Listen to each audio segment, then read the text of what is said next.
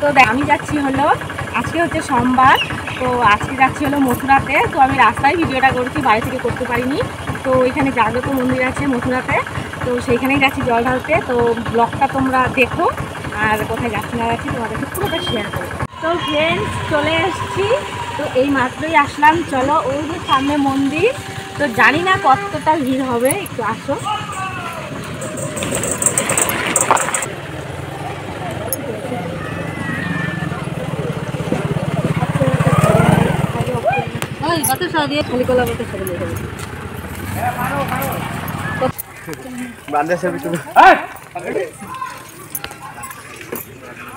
দেখো, এইটা কিনে নিলাম, এইটা দিয়ে জল খাবো। তো ফাইনালি চলে এসেছি মন্দিরে। ওই দেখো, ওইখানটাতে জল ঢালছে সবাই। চলো খাবার পাবে রে।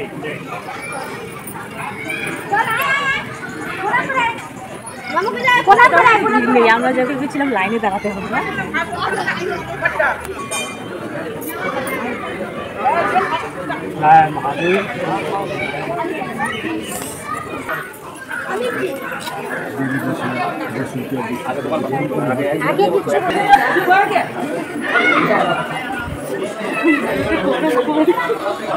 তো আমি ভেবেছি লাইনে দাঁড়াতে হবে না, তো লাইনটা একবার দেখো কত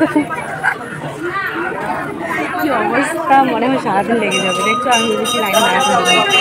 চলো, কতক্ষণ লাইনে দাঁড়াতে হবে না।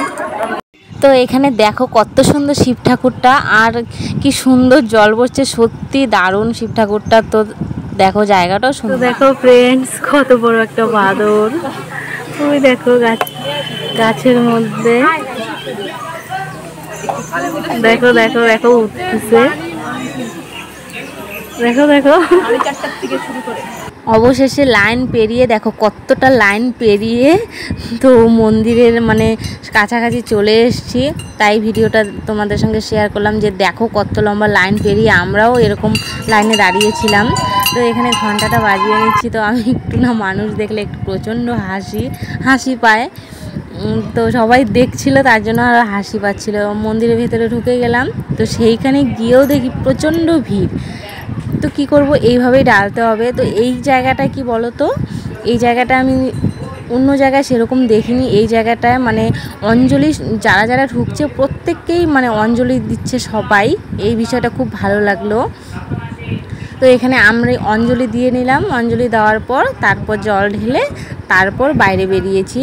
তো এখানে অঞ্জলি নিচ্ছি, দেখো সবার পেছনে মানে আমি একদম বসেছি, দেখাই যাচ্ছে না। ভিডিওটাও ঠিকভাবে করতে পারি না, এত লোকজনের মধ্যে না ভিডিওটা করা যায় না। তো দেখো ফাইনালি আমি জল মানে ঢালছি।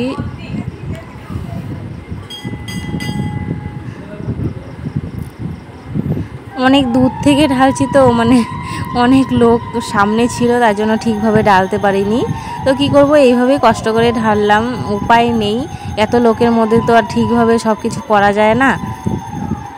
তো ভেতরে সব কিছু কমপ্লিট হয়ে গেল, তারপর বাইরে আসলাম। বাইরেও অনেক জায়গায় ঠাকুর ছিল, সবখানে তো আর দিতে পারিনি। তো এই জায়গাটা ঢেলে নিলাম। এইখানে ঢালার পরে দেখো এই বিষয়টা না আমি খুব ভালো লাগে, ঠাকুরের কাছে কিছু বলা আর কি, সেটা বললাম, যা বলার বলেছি। তো ফাইনালি পুজো দেওয়ার কমপ্লিট হয়ে গেল। তো তোমরা ভিডিওটা অবশ্যই দেখেছো, তো সেটা কমেন্ট করে জানিও।